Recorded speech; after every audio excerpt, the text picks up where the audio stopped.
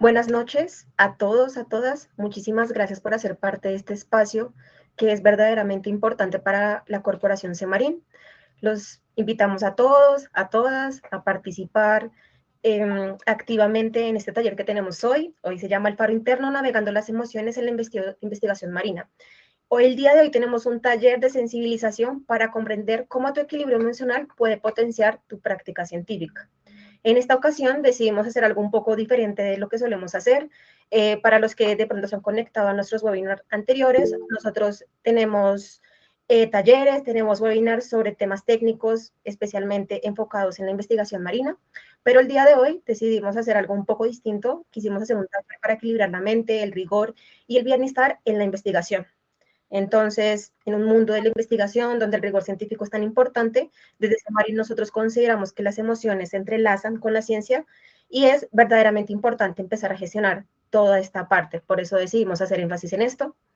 Mientras damos a esperar que la gente se vaya uniendo, vamos a hablar un poquito de la corporación. Nosotros somos Semarin, para quienes no nos conocen, y para quienes ya nos conocen, volverles a recordar, Semarin, Corporación Centro de Excelencia en Ciencias Marinas. Somos un consorcio académico con 10 instituciones miembro, 8 colombianas y 2 alemanas. Entre esas tenemos a la Universidad Nacional, a la Universidad de los Andes, a la Universidad del Valle, a la Universidad Tadeo, a la Universidad de Antioquia, Universidad Magdalena, Universidad de Cartagena, Universidad del Norte.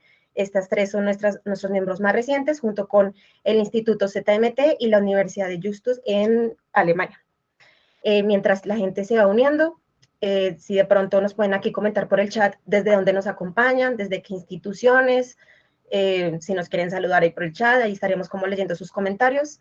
En el taller de hoy vamos a tener preguntas tanto escritas por el chat y también vamos a habilitar uno que otro micrófono para que tengamos una interacción directa con nuestra panelista del día de hoy. Mientras seguimos esperando a que la gente se vaya uniendo, tenemos varias convocatorias abiertas para quienes no lo sepan. Deseamos que se conviertan en investigadores Semarin. Unirse es realmente muy fácil y unirse a nuestra red de investigadores trae numerosos beneficios. Ustedes pueden aplicar a nuestras convocatorias académicas y de apoyo financiero. Tenemos hasta apoyo financiero de hasta 9 millones de pesos, entonces para quienes están buscando una oportunidad también unirse, como les digo, trae beneficios. Tenemos acompañamiento de un equipo de profesionales en diferentes ámbitos, no solo científicos, sino también sociales. Recibirán invitaciones para participar en eventos, publicaciones en revistas y cursos, participar en programas de voluntariado en nuestros proyectos y gestión de proyectos para investigaciones o emprendimientos. Entre estos, muchos más. Ahorita les vamos a enviar todos los links por el chat para que lo revisen, por si quieren inscribirse pueden hacerlo y pueden estar ahí. Nuevamente, para la gente que está llegando, muchísimas gracias por hacer parte de este espacio. Entonces, si no es más, hoy lo que nos convoca es el faro interno, navegando las emociones en la investigación marina. Vamos a dar herramientas de gestión emocional afectiva que son indispensables para el ejercicio del investigador. Aprender a reconocer, navegar y transformar las emociones es una habilidad clave para hacer ciencia con propósito, empatía y equilibrio. Hoy nos acompaña nuestra psicóloga clínica y educativa con experiencia en procesos de formación y desarrollo organizacional, Marlene Herrera, quien también es la líder de gestión humana y corporativa de la organización Semarin. Marlene, te doy paso para que te presentes. Muchas gracias, Sharik. Muy buenas noches. Como les informó Sharik, nuestra profesional de comunicaciones estratégicas de Semarin, yo soy Marlene Herrera, soy psicóloga, mi formación de base es la psicología clínica, tengo una especialización en psicología educativa, con años de experiencia en procesos de formación, con diferentes tipos de personas, en diferentes edades, en diferentes momentos del ciclo vital, y ahora en Semarin en estos procesos de desarrollo organizacional. La charla que vamos a tener el día de hoy está enmarcada dentro de una estrategia que hemos diseñado en Semarin en este año 2025, que es el plan de formación dirigido a nuestros investigadores. Este plan de formación tiene como objetivo desarrollar competencias de 3 tipos, competencias técnicas, específicamente para lo que tiene que ver con formulación de proyectos, búsqueda de recursos, de apoyo financiero, gestión, habilidades y competencias científicas específicas, conocimientos muy puntuales de los investigadores de las ciencias marinas, Y también tiene una tercera intención pedagógica que es formar, fortalecer las competencias blandas. Ustedes saben que las áreas de gestión humana, y ese es mi trabajo en Semarín, siempre tiene un subtema que es el tema de fortalecimiento de estas habilidades a través de procesos de capacitación y de formación. Esto, digamos, internamente va dirigido al staff de Semarín, somos un staff pequeño, pero hemos querido extenderlo a nuestros investigadores, pensando con nuestra hipótesis de que las habilidades blandas son un tema importante para los investigadores de las ciencias del mar. Entonces, pues empezamos nuestra charla del día de hoy. El tema, como les decía Charik hacía una muy buena introducción sobre lo que vamos a hacer, se llama el faro interno. Hemos querido hacer como una analogía de términos y de situaciones que se viven en el mar, con las que tienen que ver los investigadores de las ciencias marinas, y el faro interno tiene que ver como con esa luz que guía a las personas que transitan en el mar, que transitan en los océanos. Y esta vez queremos pensar en que esa es una buena analogía, un buen símil para pensar en algo que nos guíe internamente. Y navegando las emociones en la investigación marina es como dejarnos ir por el oleaje, ¿cierto? Pero con unas condiciones para controlar esa navegación, para que no vayamos pues a fracasar en ese proceso, con ciertas pautas, ciertas herramientas, ciertas estrategias. Entonces, los invito a que nos pongamos muy cómodos, a que estamos en Bogotá, está lloviendo, no sé, en las otras ciudades de donde se conectaron, qué clima esté haciendo, pero que busquemos un espacio donde haya mucha comodidad, mucho confort, porque el conocimiento y la construcción del mismo llega cuando estamos en una situación como de confort. Entonces vamos a navegar por este tema de las emociones, estando muy confortables, tomándonos nuestro cafecito, nuestro chocolate de la noche, si tenemos hambre, arropándonos si tenemos frío, o generando un espacio de ambiente propicio si está haciendo calor, porque tenemos investigadores de nuestra costa pacífica y de nuestro mar Caribe. Hemos visto en las inscripciones que tenemos investigadores de todas las universidades que son nuestras aliadas, entonces bienvenidos nuevamente a su casa y en el día de hoy a trabajar un tema pues bien especial. ¿Cuál es el objetivo de la charla de hoy? Queremos sensibilizar, queremos empezar a tocar como las mentes y los corazones de nuestros investigadores y de todas esas personas que trabajan en estos procesos, de ciencias del mar, docentes, estudiantes de maestrías, de doctorados, para que se haga más conciencia de la necesidad de equilibrar la mente, como les decía Charik, y el rigor científico con la gestión emocional interna, con esos procesos que debemos hacer pues para estar mejor, para tener más bienestar.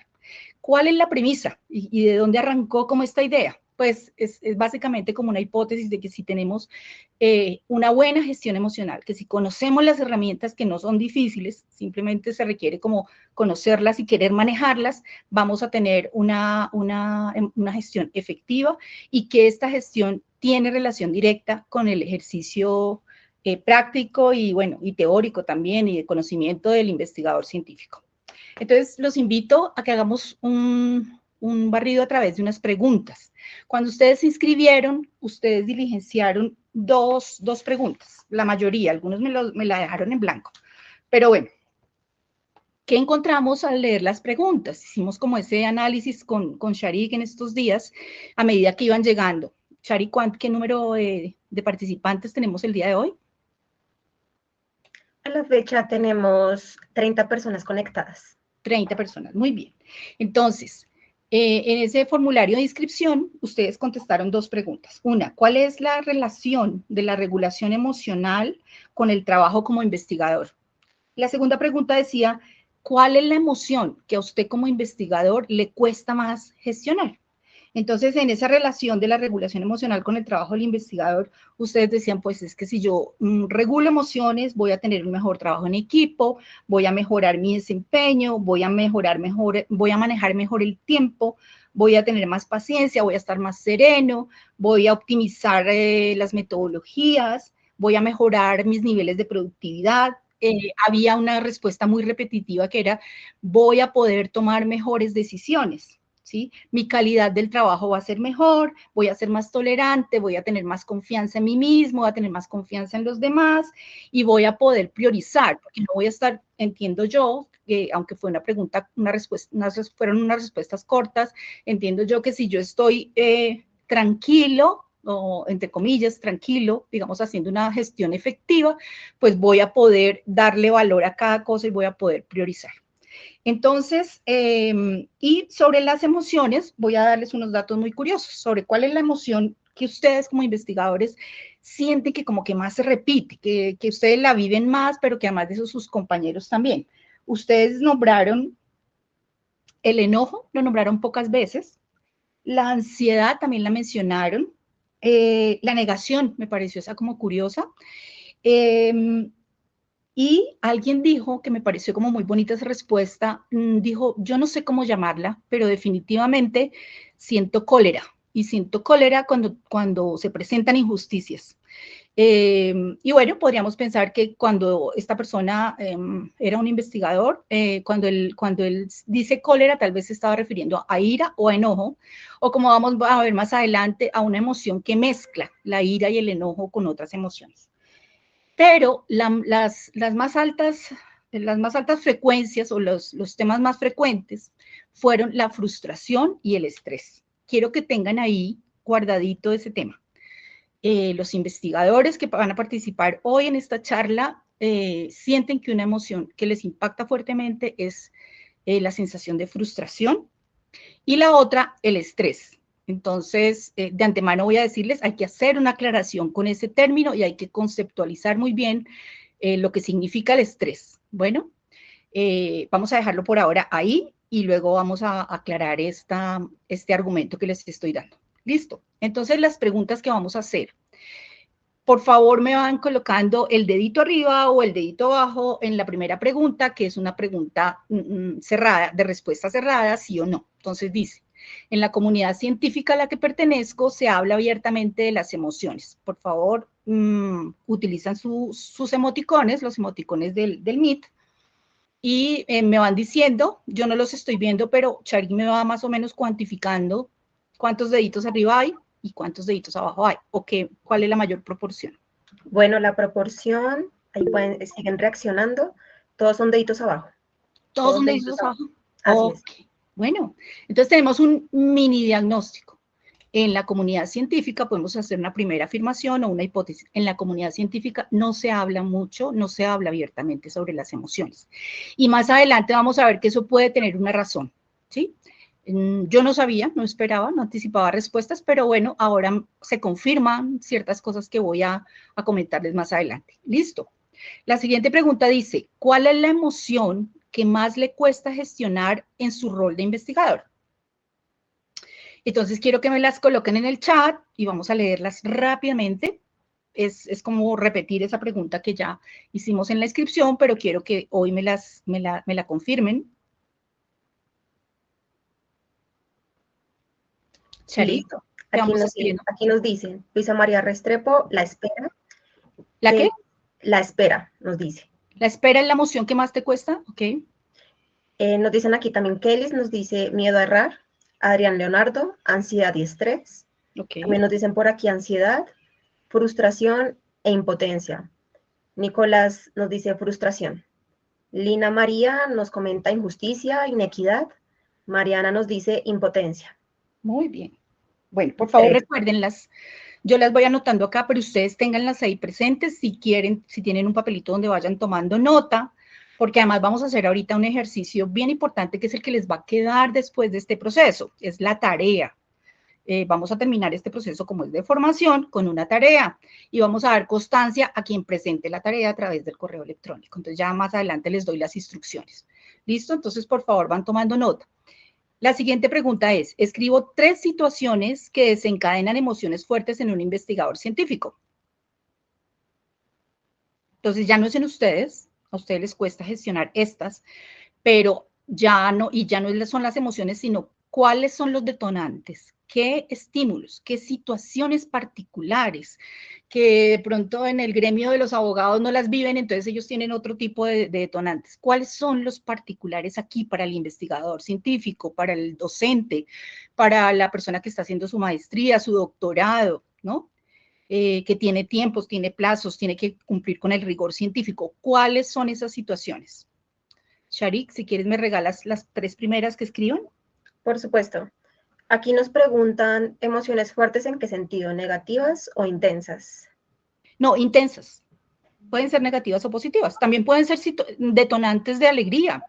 Es una emoción y se vale. Se vale que pone alegre a un investigador científico. ¿Qué le da alegría? Perfecto. Aquí nos contestan, trabajo a presión, primera respuesta. Tenemos también situaciones de mediocridad. Tenemos equiparación de cargas, sobrecargo de trabajo, reconocimiento del trabajo. Ok. Bueno, fijémonos que vamos dándole particularidad a este tema de la gestión emocional. Y aquí queremos hacer la distinción porque seguramente a futuro este tema puede inclusive ser el inicio de investigaciones más a profundidad, ¿cierto? Los psicólogos también venimos de un paradigma científico, manejamos postulados, manejamos hipótesis, probamos hipótesis, y la investigación que hacemos también parte del positivismo lógico, por lo tanto podríamos pensar a futuro en hacer investigaciones que tengan que ver con estas particularidades que se dan en este ámbito científico académico. ¿Listo? Ahora, la tarea la voy a dejar desde ahora para que ustedes tomen nota. Vamos a cerrar los ojos y vamos a imaginarnos o a recordar más bien la situación, la última vez que alguna situación me descompuso y yo sentí enojo. Vamos a centrarnos en esa emoción, en el enojo, la ira o como nos decía el compañero, la cólera. Cuando estuvimos o coléricos o enojados o muy rabiosos o con mucha ira, que básicamente todas son como lo mismo. Vamos a pensar en la situación. Listo. Y ahora le vamos a, si la tenemos ya escrita o la tenemos en mente, vamos a tratar de recordar qué pensamos ese día, en ese momento, justo en ese instante, qué pensamos. También vamos a pensar o vamos a tratar de recordar qué sentimos. ¿Qué sentimos? Cuando estuve ese día enojado, ¿qué sentí? Y por último, vamos a tratar de recordar qué hice. Para esta pregunta sí voy a dar un minutico para las respuestas.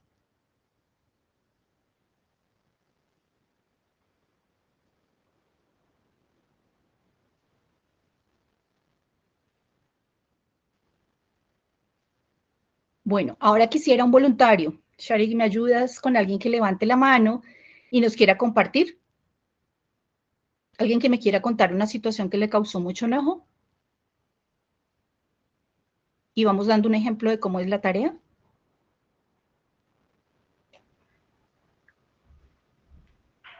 Bueno, mientras alguien se anima a levantar la mano, si quieren participar o también lo pueden escribir por el chat. Sí. Aquí Wilmar Agudelo nos dice abusos de poder, incumplimientos en las tareas, reconocimiento o falta de este en cuanto al mérito. Ok, que no se reconozcan los méritos es un detonante, un estímulo detonante, muy bien. Bueno, alguien que se anime, alguien valiente hoy.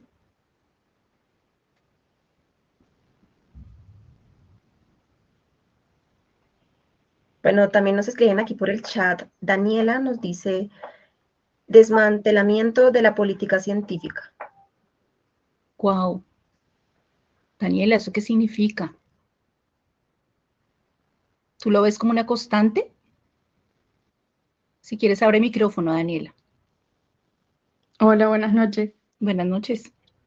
En Argentina al menos sí. Explícame en qué Sí. consiste. Y los discursos estos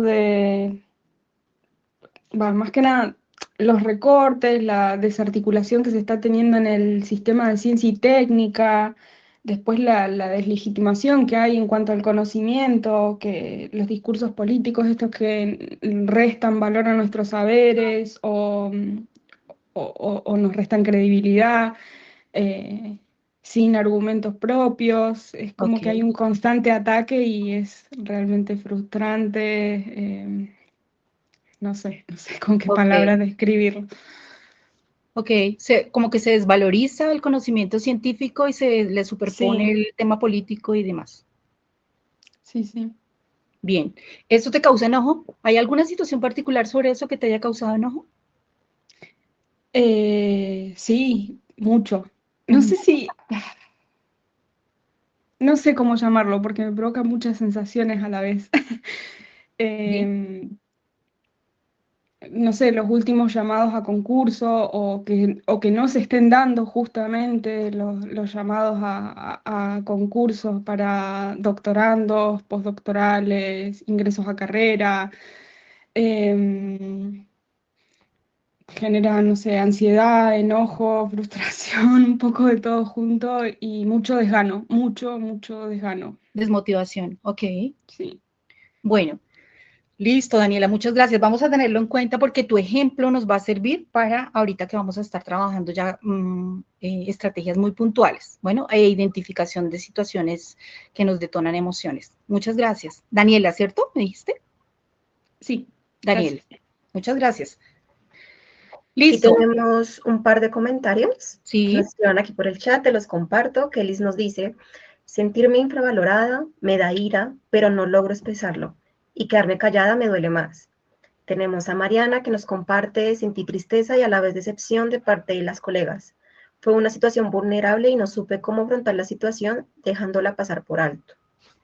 ok, Y tenemos otra que dice, pensé, lo tonta que fui, sentí rabia por haber sido usada. Lo que hice fue llorar y compartir mi dolor. muy bien. Fíjense que ahí vamos, a la medida que vamos haciendo el ejercicio, vamos precisando cosas. Entonces, voy a dar una instrucción para que la tengan en cuenta cuando hagan su tarea. La idea es que ustedes vayan haciendo monitoreo y vayan haciendo más conciencia de lo que pasa cada vez que tienen una situación que les detona emociones fuertes. Con las tres preguntas, resulta que cuando yo identifico lo que le pasa a mi mente en ese momento, cuando logro saber qué estoy pensando, yo ya puedo empezar a hacer gestión de las emociones. Igual, cuando identifico qué me está pasando a nivel corporal, yo puedo emitir unas respuestas de gestión desde ahí, desde el canal corporal. Ya vamos a mirar cómo se llama. Y cuando yo me doy cuenta qué estoy haciendo, entonces dice la última persona que participó, pensé, yo sí que soy tonta, estoy siendo muy tonta. ¿Cómo fui de tonta? ¿Por qué hice esto? ¿No? Me recriminé, mis pensamientos fueron de ese tipo. ¿Qué sentí? Ella dice rabia. ¿Y qué hice? Me quedé callada, no hablé, no expresé, no hice valer mis derechos, ¿cierto? Entonces, fíjense que hay dos cosas que están, digamos, muy bien definidas, ella las recuerda con claridad. Pero cuando yo digo qué sentí, ella me dice rabia. Y yo le estoy preguntando por esa misma emoción. Yo le estoy diciendo cuando te enojaste, ¿qué sentiste? Entonces, la idea no es responder con la misma emoción, sino tratar de identificar qué le pasó a mi cuerpo. ¿Qué pensé? O sea, cómo me llegaron los pensamientos, qué le pasó a mi cuerpo en ese momento, porque tengo que conocerme en mis respuestas fisiológicas, y luego, ¿qué hice? Y cuando yo trabajo esa respuesta del hacer, eh, se refiere al canal motriz, y entonces me moví, me fui, cerré la puerta, me escapé, y como dice ella, simplemente me callé, me quedé callada. ¿Listo? Bueno, ahora más adelante vamos a seguir trabajando con ejemplos de este tipo. Muchísimas gracias a las personas que participaron, nos dan insumos para empezar con la presentación. Voy a leerles aquí una serie de detonantes, los que yo encontré.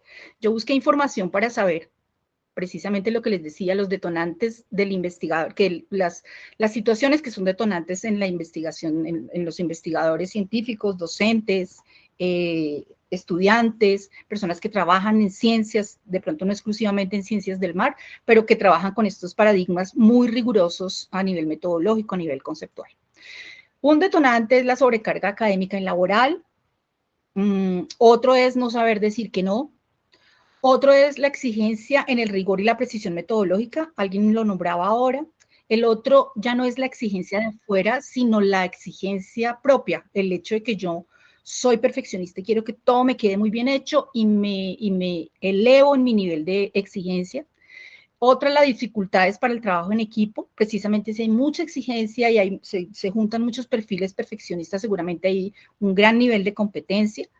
No saber gestionar el tiempo, tener que desarrollar roles simultáneos, o sea, trabajar, enseñar, trabajar como docente, trabajar en lo que trabajo cotidianamente, hacer la investigación como tal, dirigir la investigación, participar en la investigación, producir y gestionar también los recursos, buscar el dinero, buscar el apoyo económico, buscar las fuentes de financiación.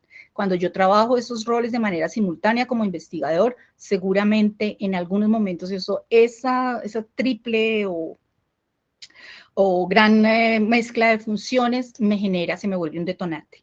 La incertidumbre frente a los resultados o por criterios de evaluación subjetivos. Encontré que esto es bien importante para ustedes, que el miedo a que me evalúen, digamos, no con la suficiente objetividad, sino que haya cierta subjetividad, pues es un detonante.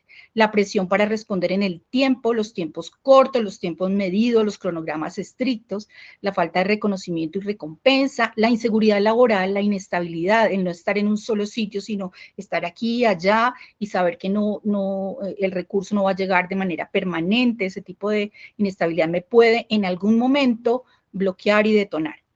La prevalencia en el entorno académico del síndrome de burnout.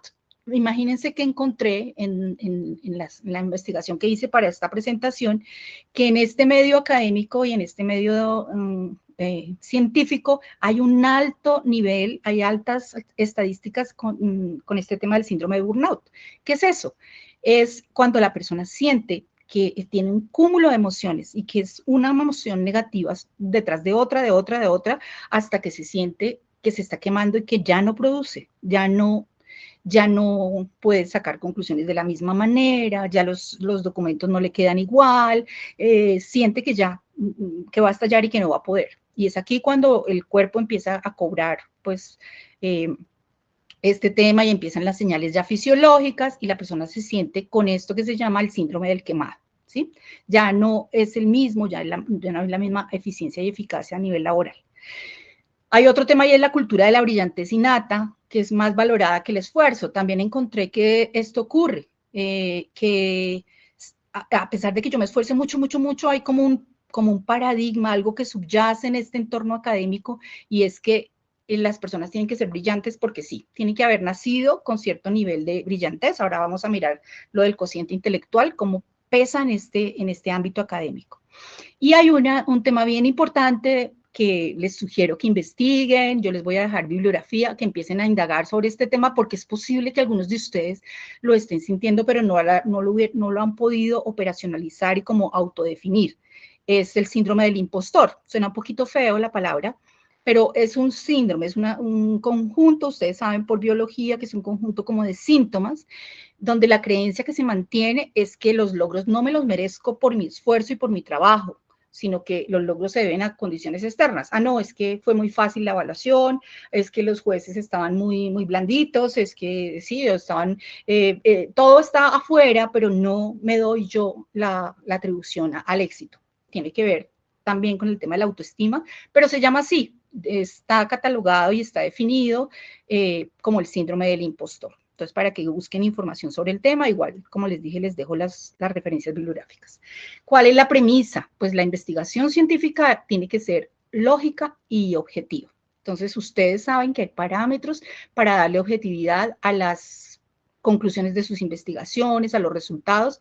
Sin embargo, es importante pensar que aunque estoy trabajando en un tema muy, muy así riguroso y científico, lo que me está moviendo es la pasión, me están moviendo las emociones. Esto tiene que ver, esto pasa por el tema emocional, porque somos, antes que ser científicos, somos seres humanos.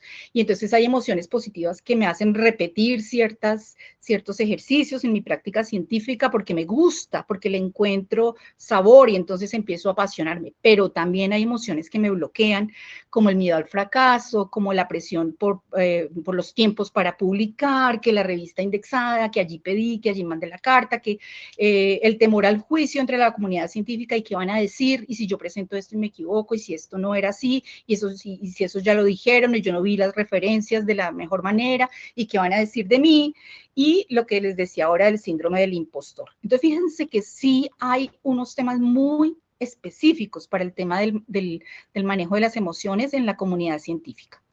¿Qué hacemos entonces? Lo primero, paso 1, yo tengo que conocer de este tema, por eso estamos hoy hablando de él.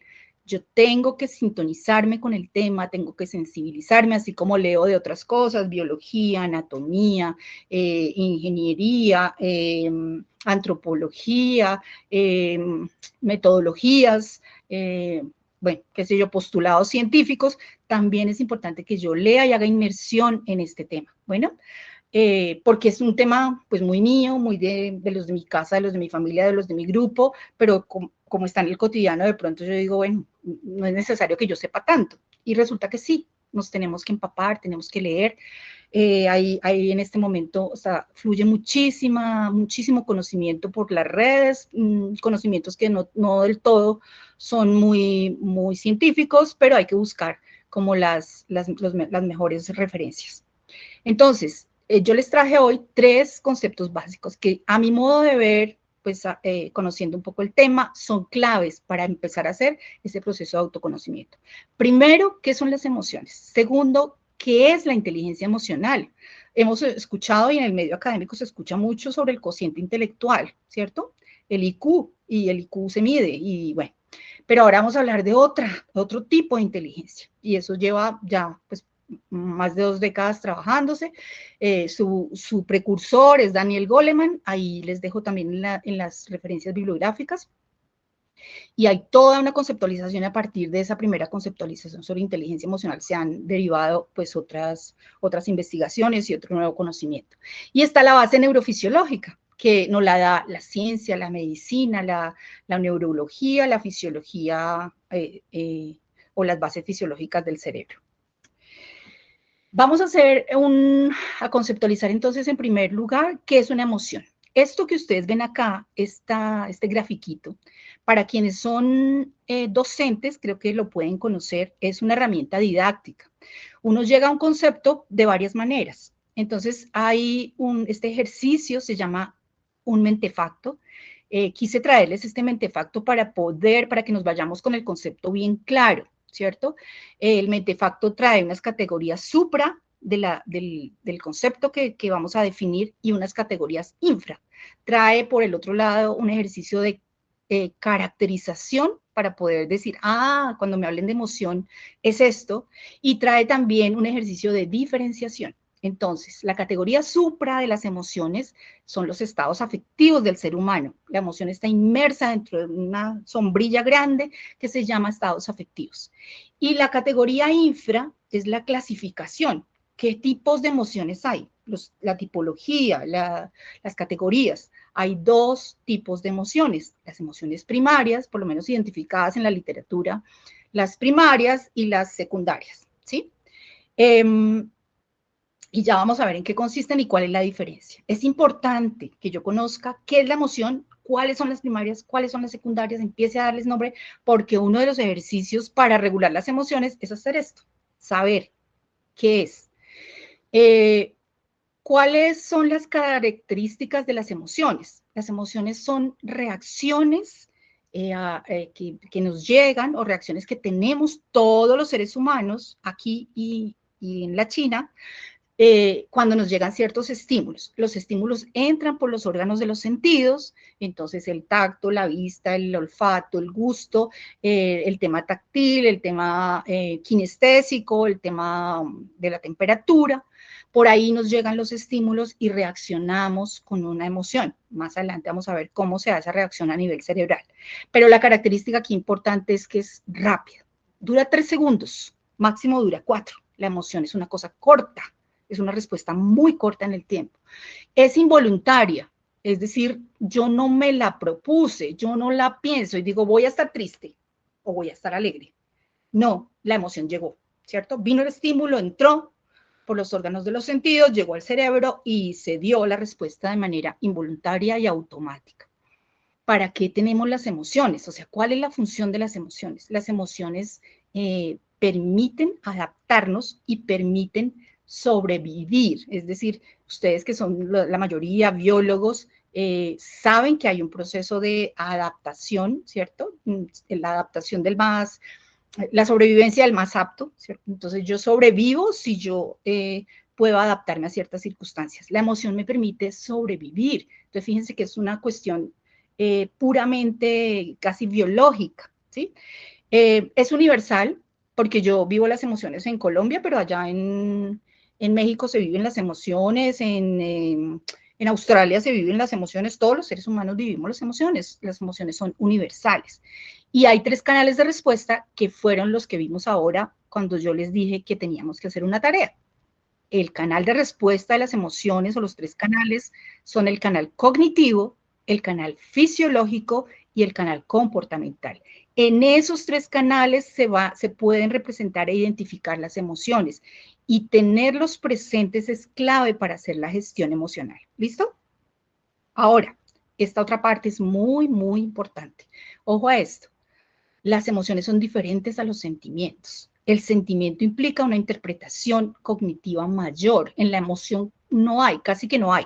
Sí llega a haber, pero es muy corta también, igual que el tiempo en el que vivimos y experimentamos la emoción.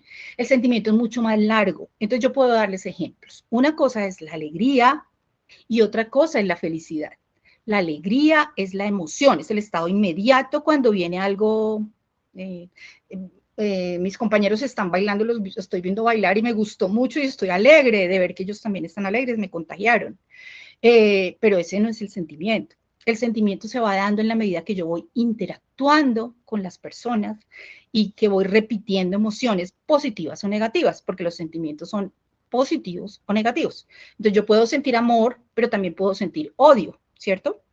Yo puedo sentir culpa, puedo sentir enojo, pero también puedo sentir como sentimiento culpa. O puedo sentir rabia, pero también puedo sentir en cierto momento frustración. Que bueno, la frustración puede ser una emoción secundaria, pero si se da de manera continuada y extendida, se me convierte en un sentimiento. Entonces yo tengo sentimientos, ¿cierto? Quiero, odio, rechazo, bueno. También es diferente, la emoción es diferente, y ojo con esto, porque como las respuestas que vi tienen que ver con esto, sí quiero puntualizar aquí. La emoción no es el estrés no es una emoción, ni al revés, ni la emoción es el estrés, ¿listo? El estrés es, digamos, el nombre que se le ha dado a las respuestas fisiológicas que nos generan ciertas emociones. Pero el estrés también, igual que los sentimientos, tiene un periodo más largo en el tiempo. O sea, es una sensación de disconfort que se alarga en el tiempo. ¿Listo? Voy a darles un ejemplo. Estoy haciendo una investigación en el mar y encuentro algo que me asusta, ¿cierto? Algo, un animal que me asusta. En el mar. Nunca lo había visto, me parece raro, me parece diferente y ¡pum! Se genera la emoción. ¿Cuál es la emoción? Miedo. Me da miedo eso que estoy viendo, ¿cierto? Esa es la emoción. Si yo voy a hablar de estrés, no en esa situación, otra situación, tengo 3 días para presentar un paper y voy a la mitad y no logro, porque estoy cansado, porque vino el síndrome de Burnout, por lo que sea, concretar, concluir, no me gusta cómo me están quedando la interpretación de los resultados, y entonces pienso todo el tiempo, no duermo, pienso, y por la mañana vuelvo y me levanto como con la misma sensación, ¿cierto? Ese es el estrés. Y a esto podríamos dedicar una charla completa, al estrés, al estilo de respuesta al estrés y al manejo del estrés. Entonces queda para otra charla, pero quiero hacerles la distinción, no es la emoción. Y lo importante aquí es llamar a las emociones por su nombre. Si yo las llamo a todas en conjunto estrés, no las voy a poder regular, porque no sé exactamente qué me está pasando. O sea, el estrés se queda como, la palabra estrés se queda como una cosa etérea, ¿cierto? Y no las voy a poder regular. Mi consejo, mi sugerencia es empecemos a nombrarlas puntualmente, a descubrirlas, como a desmenuzarlas, ¿cierto? Y a decir, estoy sintiendo ira, estoy sintiendo enojo, estoy sintiendo tristeza. ¿Listo? También es diferente a la ansiedad. Y ojo con esto, porque los términos ansiedad y depresión se han normalizado tanto que cuando yo estoy viviendo una emoción, yo de inmediato la catalogo como ansiedad o como estrés. Cuando yo tengo mucho susto, es decir, tengo mucho miedo, voy a darles un ejemplo, de subirme al Transmilenio, porque tuve experiencias negativas antes, porque vienen mis pensamientos, unos pensamientos que se llaman pensamientos en bucle, o sea, que se repiten y se repiten, son propios también del estrés. Cuando yo tengo ese tipo de cosas, entonces yo digo, no, es que a mí me genera mucha ansiedad el Transmilenio. El término no es ansiedad, me genera angustia, esa es la emoción, miedo, me genera miedo. Para ser honesta, lo que tengo es miedo. Pienso que algo malo me va a pasar, anticipo, tengo pensamientos anticipatorios y tengo miedo.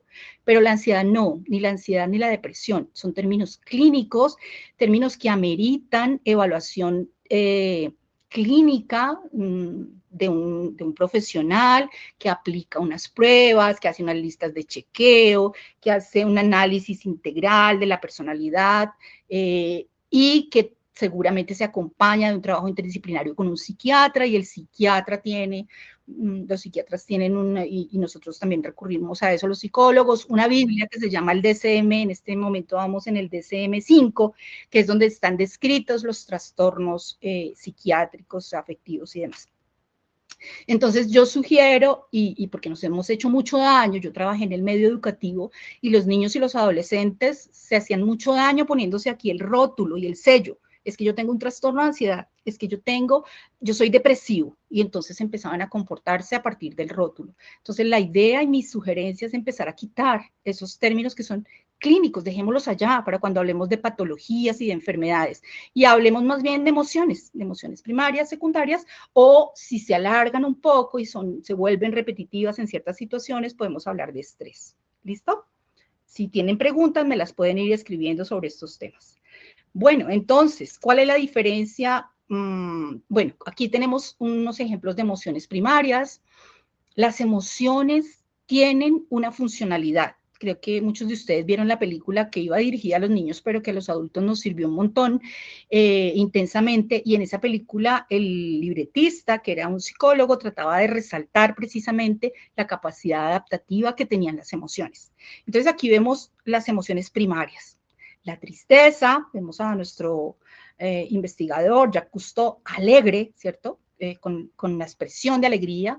Vemos a la persona muy asustada, nadando en el mar, seguramente pues con una marea ahí encima mirando cómo sobrevive, entonces con mucho miedo, seguramente pánico.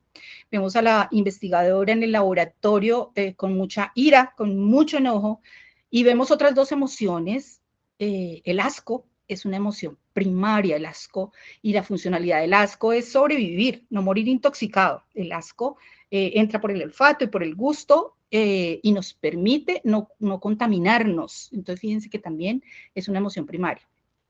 Y la sorpresa, esta persona está señalando algo que le acaba de sorprender. La sorpresa es una emoción primaria corta, de muy corto, mucho menos de los 3 segundos de los que hablábamos ahora, y la sorpresa sirve para reorientarnos, es decir, nos desubicamos un momentico y rápidamente volvemos a encontrar el foco, pero ese movimiento sirve para para ponerle de pronto más atención a lo que estábamos enfocados. ¿Listo? La tristeza, por ejemplo, ¿para qué sirve? La tristeza sirve para alejarnos. El que está triste toma distancia, se aleja, está en soledad un poco, pero se rehace, es como un rehacerse, es pensar por qué pasó, cómo pasó, yo qué tenía, qué me estaba sucediendo, y retoma el curso como de la vida y de las cosas luego de haber pasado por esa situación. Entonces, todas sirven, no hay emociones primarias negativas o positivas. Hay otras emociones que son las secundarias, y las secundarias son la mezcla de las emociones primarias. Entonces uno puede decir, aquí hablan de felicidad, pero no es felicidad, es alegría. La felicidad es el sentimiento. Alegría y alegría me da euforia, ¿cierto? Si yo estoy muy alegre, pero además de eso vienen más situaciones y se van sumando, la emoción que yo empiezo a vivir es la euforia. Por ejemplo, si yo tengo recuerdos de un momento alegre, por ejemplo, perdí un ser querido, pero yo empiezo a recordar cosas muy alegres que viví con él, es traer como esa emoción de la alegría, pero con una mezcla de tristeza de que la situación no se va a repetir, la persona ya no está, y entonces entro en un estado o en una emoción de nostalgia. Y así, cada una de las que ustedes ven aquí son las combinaciones. Como les digo, algunas de esas no están bien nombradas. Ustedes las encuentran en las imágenes de Google. Hay muchas gráficas como estas. Hay unas en unas circunferencias muy bonitas, en una espiral, como de las combinaciones de las emociones primarias que nos van dando emociones secundarias. Entonces, importante que cuando yo logre identificar o logre pensar en qué emoción estoy viviendo, no me haga el autoengaño y no diga, no, yo estoy señor,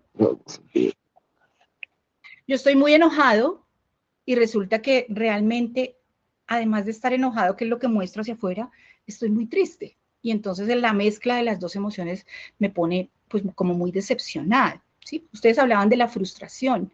¿Qué es la frustración? Es como una rabia conmigo misma por no haber logrado lo que estaba previsto, pero también es tristeza. Entonces tengo rabia y tengo tristeza. Y eso me genera esa frustración secundaria, esa emoción secundaria que es la frustración. ¿Cuál es la diferencia? Las primarias son innatas, vienen desde que nacemos, las secundarias son aprendidas, se dan en la interacción social, las primarias son universales, o sea, yo sé que una persona está alegre si viajo a Malasia, pero también lo sé cuando las veo acá. Todos sonreímos y todos lloramos, por ejemplo, cuando estamos tristes, también cuando estamos enojados. Entonces yo puedo identificar ciertos rasgos, gestos y demás en las emociones primarias. En las secundarias no es tan fácil. Las secundarias se pueden un poco como disimular, como un poco como tapar, ¿cierto? Pero además como son mezcla, a veces ni siquiera yo mismo sé qué me está pasando. Esto es lo de la expresión facial, lo que les decía. Las primarias son más automáticas que las secundarias. Si bien decíamos que una de las características de las emociones es que son automáticas, o sea que no las pienso para tenerlas, en las secundarias sí puede haber cierto nivel como de mediación cuando estoy experimentando la emoción. Y en las primarias la función es sobrevivir, o ya yo salgo de esta viva, ¿sí? En las secundarias la función es más social. Fíjense que como se aprendieron socialmente, la función es poder ser efectivos socialmente. Bueno, entonces ustedes son investigadores y ustedes me dirán, o yo podría decirles, proponerles a ustedes, vamos a aplicar una prueba de cociente intelectual. Y como ustedes tienen tanto contenido, han leído tanto, han hecho tanta investigación, ustedes mismos han logrado resultados, seguramente si yo mido el cociente intelectual, aquí estoy con una población con un cociente intelectual súper alto, de pronto mucho más alto que otras personas que hagan un trabajo repetitivo y operativo. Ustedes están constantemente leyendo, publicando, confrontándose con otros investigadores y eso hace que haya un mayor desarrollo cognitivo. Entonces, el procesamiento de la información se hace de una manera más ágil, ¿cierto? Y las neuronas tienen unas mayores conexiones y demás. Entonces, el CI, el cociente intelectual, en ustedes como población de investigadores puede ser pues muy alto, seguramente lo es. Pero mi pregunta es, ¿y cómo estamos de IE, del otro cociente, el cociente emocional? ¿Qué se necesita para que yo sea realmente inteligente emocionalmente? Algunos de ustedes pueden decirme, no, Marlene, yo yo soy muy tranquilo, yo soy muy paciente, yo me sé regular, yo no me desubico, yo no me desestabilizo, yo no peleo, yo no grito, entonces yo creo que yo soy inteligente emocionalmente. Ojo con eso, porque ese es un tipo de inteligencia emocional, es la inteligencia intrapersonal, ¿cierto? Yo con yo conmigo, digamos. Yo soy inteligente para mí, yo me regulo en esos momentos. Y bueno, importante, eso es importante, es la parte inicial, pero la definición de inteligencia emocional nos dice, ojo, que no es solamente usted con usted, es que eso que usted aprende para usted, en términos de gestión emocional, usted lo pueda llevar al plano social y que usted pueda interactuar con otros y que usted pueda hacer ejercicios, por ejemplo, de reconocimiento de las emociones de los otros. Aquí vemos en la imagen cómo la persona está mirando al Señor que está como triste, abatido, ¿cierto? Y seguramente está pensando, analizando cómo se puede estar sintiendo. El hecho de reconocer las emociones de los otros me ayuda a mejorar o a mantener unas relaciones sociales pues mucho más efectivas. Y aquí sucede algo muy bonito, y ustedes que tienen conocimientos en biología, este fenómeno es súper bonito, se los recomiendo, lean sobre eso, es apasionante.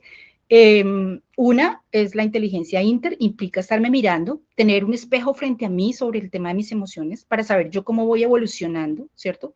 Yo cada vez soy más inteligente, tengo más contenido, tengo más conocimiento, se hace hacer más investigación, pero y el otro proceso que tiene que ir de la mano, que tanto estoy desarrollándome en ese tema de la inteligencia emocional. Y el tema que les digo que es muy bonito es, bueno, y ese reto de la inteligencia intra, ¿cómo es? Yo puedo jugar a hacer conexión y decir, yo sí, yo sé cómo él se siente, él está triste porque le dijeron que no le aprobaban su tesis. Él está triste, yo entiendo, yo lo veo triste, yo le veo toda su manifestación pues de tristeza y ahí estoy haciendo cierto nivel de conexión. Pero la intra implica una conexión completamente profunda y real. Si yo le pregunto a un niño, oye, ¿qué significa la empatía? El niño, el adolescente me dice, ponerse en los zapatos de los demás. Esa es una definición que se popularizó y entonces todos decimos, es que empatía es ponerse en los zapatos de los demás. Sí, pero ponerse en los zapatos de los demás para sentir si están apretados, si le apretan, si le duelen, si están rotos, si le sacan callos, ¿qué pasa cuando yo me pongo en los zapatos del otro? Y resulta que es tan maravilloso este tema de la empatía, y a mí me gusta mucho, me apasiona, pero tenemos un sustrato biológico, anatómico, fisiológico. Desde la biología podemos mirarlo así. Y no lo tenemos solamente nosotros, los animales también. Son unas neuronas que se van generando, se van dando a partir de los procesos de desarrollo fisiológico, neuronal, que se llaman las neuronas espejo. Y es que cuando yo veo cosas que le están pasando al otro, yo de alguna manera experimento cosas parecidas. O sea, la sintonía es tanta que yo empiezo a experimentar de eso mismo que está sintiendo la persona. Entonces les voy a dar un ejemplo para que lo recuerden o para que lo identifiquen, lo empiecen a analizar y empiecen a mirar y empiecen a darle nombre cuando están funcionando las neuronas espejo. Cuando yo estoy en una reunión y la reunión está aburrida y la gente está como cansada y nos están como explicando una nueva metodología que es como complicada, entonces está como pesado el ambiente, llevamos 2 horas, estamos fatigados, y una de las personas se escurre un poco así como para descansar y lanza un bostezo. Le sale como respuesta fisiológica un bostezo. Seguramente se acerca la hora del almuerzo y entonces pues el cuerpo también empieza a dar sus señales y entonces bosteza. El fenómeno que ocurre es muy bonito y es que a los 5 minutos me dan ganas de bostezar. ¿Sí? Si yo lo estuve mirando y le vi toda su posición, su postura y el bostezo, yo me empiezo a cansar y empiezo a bostezar. Y seguramente a los 2 minutos hay otro que también bosteza. ¿Listo? Eso ocurre por las neuronas espejo. Ocurre también, por ejemplo, cuando estamos viendo cine o viendo una película bueno, tanto escuchando una canción puede ser, pero cuando vemos una película y vemos que el protagonista o uno de los actores llora y su manifestación de llanto y la situación de tristeza que está viviendo es muy profunda y nos toca y se conecta con recuerdos que tenemos, terminamos llorando con la película, ¿cierto? Esas son las neuronas espejo. ¿Por qué les decía que es maravilloso? Porque pensar que anatómicamente tenemos unas neuronas que se van desarrollando cada vez más, nos permiten más la empatía, pues es como milagroso, es muy bonito, es decirnos de alguna manera, los seres humanos no estamos hechos para vivir solos y para estar preocupados solamente por nosotros, sino para vivir en interacción con otros. ¿Listo? Muy bien. El último concepto. ¿Cuáles son las bases? ¿Cuál es la base neurofisiológica de las emociones? El cerebro es uno solo, pero digamos que para su estudio se ha como dividido, y entonces le hemos dado nombres, o se le ha dado nombres, los autores le han dado nombres, para poder estudiar como esas partes y las funciones que tiene cada una de esas partes. El cerebro, que empieza desde el tallo cerebral, desde la columna, la médula espinal, hasta arriba, hasta allá el cerebro, se llama el cerebro reptiliano, y es allí donde se dan las primeras respuestas, las respuestas completamente automáticas. Se llama reptiliano porque precisamente es lo que tenemos en común con las especies en la escala evolutiva, las especies inferiores. Entonces, así como responde un cocodrilo, responde un tigre cuando va perdón, a cazar, nosotros como seres humanos respondemos desde ahí, de esa manera instintiva, y donde el interés solamente es sobrevivir. Escapo, huyo, grito, me paralizo, ataco, porque necesito sobrevivir, porque esta situación me está poniendo en peligro la vida, entonces doy la respuesta. Más arriba, de manera ascendente, está el otro cerebro, el cerebro límbico, y en ese cerebro límbico se gestionan las emociones. Es el punto central de la gestión emocional. Es ahí donde la percepción ya no es instintiva, no es estímulo-respuesta, pero tampoco todavía ha logrado el nivel de conciencia que se requiere para hacer la gestión emocional. Y allí hay varias estructuras. Entonces voy a nombrarles. Tenemos el hipocampo. El hipocampo es la estructura del cerebro donde se guardan los recuerdos, donde lo que me está ocurriendo en este momento yo lo dejo allá guardadito, la memoria a corto plazo la convierto en memoria a largo plazo y queda allá guardadito para cuando yo viva una experiencia similar. ¿Listo? Está el hipotálamo, y es el que trabaja las sensaciones, las respuestas fisiológicas primarias, la sed, el hambre, el sueño, la temperatura, pero también en el hipotálamo es donde se genera la respuesta de escape, de huida. O sea que ahí hay una respuesta no consciente, también no digamos automática, pero sí una respuesta rápida cuando yo estoy viviendo la emoción. Está el tálamo, que es una estación de relevo. En el tálamo nos dicen, espera un momentico, aquí paremos y miramos a ver qué vamos a hacer con esto que llegó. Recuerden que las emociones, los estímulos entran por los órganos de los sentidos y llegan, empiezan a fluir de esta manera. ¿Qué pasa cuando, bueno, y hay una estructura muy bonita, esta chiquitica que ustedes ven ahí, la verdecita, que me encanta y que ojalá ustedes puedan leer también sobre este tema de la amígdala, porque hace un tiempo no se conocía, y a medida que se fue observando que había personas que definitivamente no podían racionalizar cosas y no podían gestionar las emociones, empezó a ver que había, digamos, un agrandamiento de la amígdala. ¿Qué pasa con esta? La verdecita se llama la amígdala. La amígdala es donde se centran los recuerdos, ¿cierto? Pero más que pasarlos de la memoria de corto plazo a largo plazo, esa amígdala concentra lo que nos ha sido traumático en la vida, lo que nos marcó, eso que vivimos feo, que no nos gustó, ahí queda concentrado.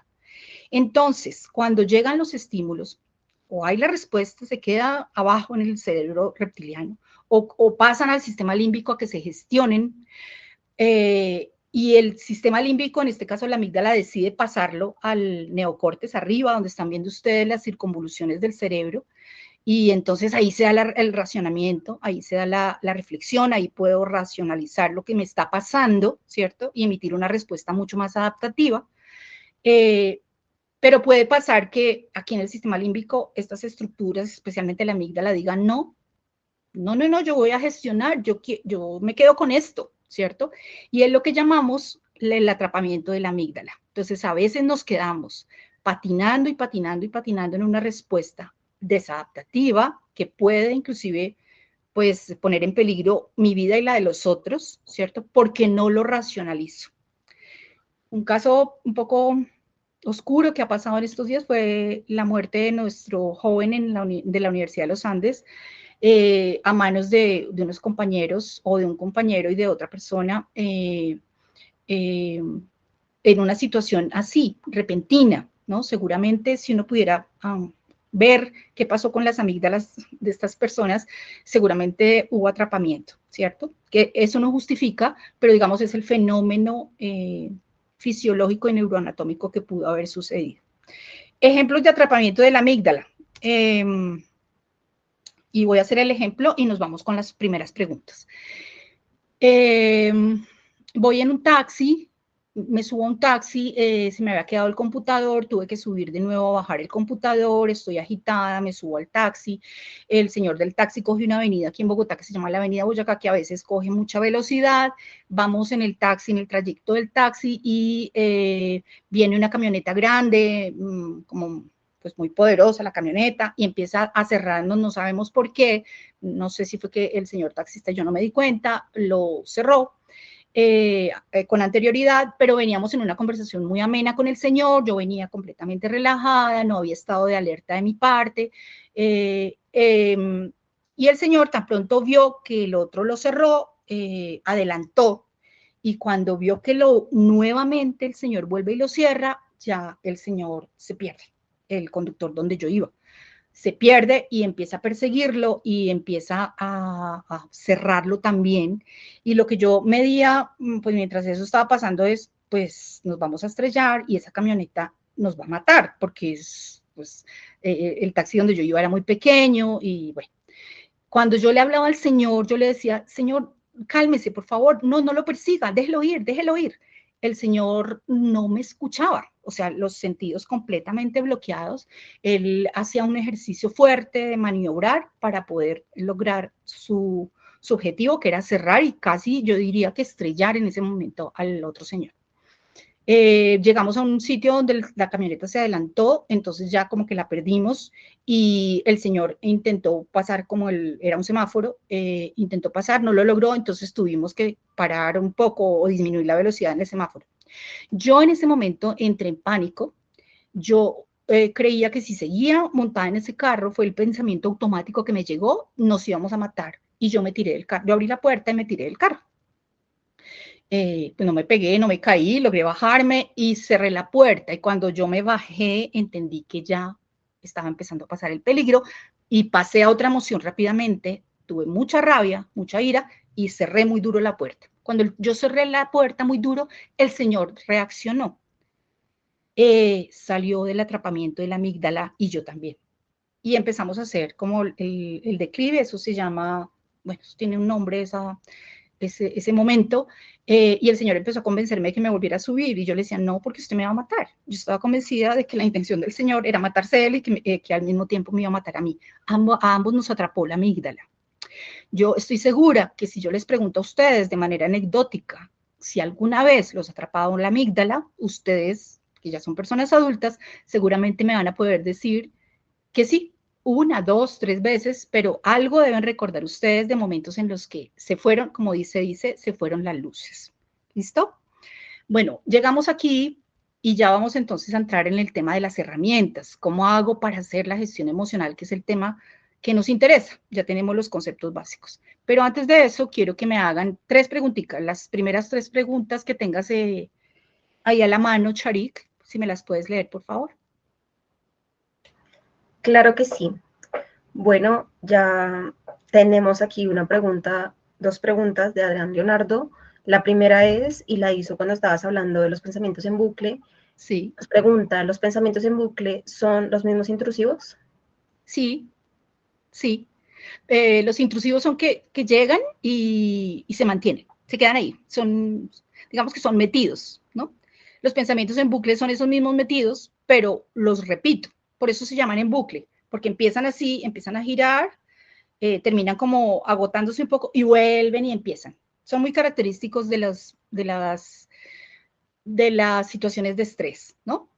Ojo, eso se llama, todo lo que tiene que ver con pensamientos y en este sentido con el tema de las emociones se llaman pensamientos automáticos, porque no tengo tiempo de darles órdenes. Yo no le ordeno al pensamiento que llegue, llegan de manera casi automática. Se llaman autocharla, se llaman narrador interior, se llaman, bueno, tiene varios nombres. No sé si recuerdan en las tiras, en los dibujos animados, había siempre o salía un diablito y un angelito y ambos le hablaban a la persona. Esos son los pensamientos automáticos, es lo que yo mismo me digo y de lo que yo mismo me convenzo.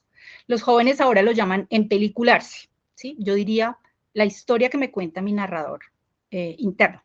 Como yo sé eso y cada vez me afianzo en ese concepto de que, es que no es que el pensamiento vino y se apropió de mí, no, es que yo me estoy echando el cuento. Pero como yo me echo el cuento, yo me lo puedo echar de manera diferente, ¿cierto? Ese es un ejercicio cognitivo que vamos a ver más adelante. Entonces, sí, son los mismos intrusivos. Me molestan, están ahí metiéndose, me hacen daño, pero yo los generé, yo los puedo modificar. Perfecto. Les recordamos que pueden hacer sus preguntas por el chat para que al momento las vayamos leyendo. Entonces, vamos a leer 2 preguntas. Si tienen más, las pueden ir dejando. Y ahorita abriremos otro espacio donde pueden abrir sus micrófonos o, como lo prefieran, escribirlos por el chat. Adrián también nos pregunta, ya que hablas de algo tan difícil como quitarse uno mismo el rótulo de un diagnóstico psiquiátrico, ¿cómo lidiar con ello si se tiene TOC y se está medicando? Aquí nos nombra el medicamento imipramina y fluoxetina hace ya 22 años. Ok, esos medicamentos son reguladores del estado de ánimo, trabajan con los neurotransmisores, porque se ha detectado, y digamos, la idea es que haya partido de un buen diagnóstico, ¿no? Y de un diagnóstico integral, donde haya estado el neurólogo, el psicólogo y el psiquiatra. El psicólogo aplica pruebas, el psiquiatra hace los análisis con base en las definiciones de trastornos y el neurólogo descarta que haya lesiones a nivel cerebral. Entonces, un diagnóstico integral de un TOC o un diagnóstico de un TOC requiere como esa intervención integral, y si estos 3 profesionales de manera integral dicen necesita una medicación de por vida porque hay un defecto en el tema de en los neurotransmisores y necesita que haya una sustancia química que le eleve, por ejemplo, la dopamina o la noradrenalina, entonces, bueno, hay que seguir el proceso. Entonces, ahí sí hay un diagnóstico. Pero yo me refiero a esas situaciones simples y sencillas que son emociones y que las personas ya elevan al nivel de un trastorno emocional o afectivo clínico, ¿sí? Y lo que yo sugiero es, no para estos casos como el tuyo, sino yo lo que sugiero es a estos otros, que son menos elaborados, más sencillos, que no tienen un diagnóstico, hay que quitarles el rótulo, porque el rótulo nos hace mucho daño, porque empezamos a comportarnos de acuerdo al rótulo. Si yo mismo me digo, es que yo sufro de ansiedad, yo me convenzo de eso, mi cerebro se convence de eso, y la autocharla está marcada por eso. Es que eso me pasó porque yo como soy ansioso, ¿no? No, yo no soy ansioso, tengo periodos de angustia y no tengo herramientas para controlarla, entonces tengo que aprender las herramientas. En el caso tuyo, además de la medicación, es importante trabajar técnicas de regulación emocional. O sea, más que nadie, las personas que toman medicamentos deben hacer estos ejercicios y se tienen que formar parte como de la disciplina, de la autodisciplina y forman parte como de la cotidianidad el hacer estos ejercicios de regulación. Bueno. Perfecto. Aquí un breve paréntesis. Karen Aguilar nos dice que marca error el formulario. De pronto si lo puedes abrir en otra pestaña, porque ya tenemos varias respuestas que nos han llegado. Entonces, de pronto si lo intentas desde otra pestaña, desde otro navegador, puede que te abra. Cerrando el paréntesis, nos dice Mariana, ¿cómo actuar cuando las personas se disocian de sus emociones y son evitativas, pero están a la espera de que el otro se dé cuenta de lo que sucede? Bueno, ese término disociar es un poquito complicado. De pronto disociar te refieres a no reconocer. Puede pasar, que mi estilo de afrontamiento de las emociones esté marcado por el hecho de que a mí me controlan como desde afuera, me controla el medio externo, me controlan las opiniones de los demás, me controlan los otros cuando ven que yo estoy triste, ¿cierto? O que yo estoy viviendo alguna emoción, pero yo no hago ese ejercicio de autorregulación. Y la sugerencia es, hay que hacerlo.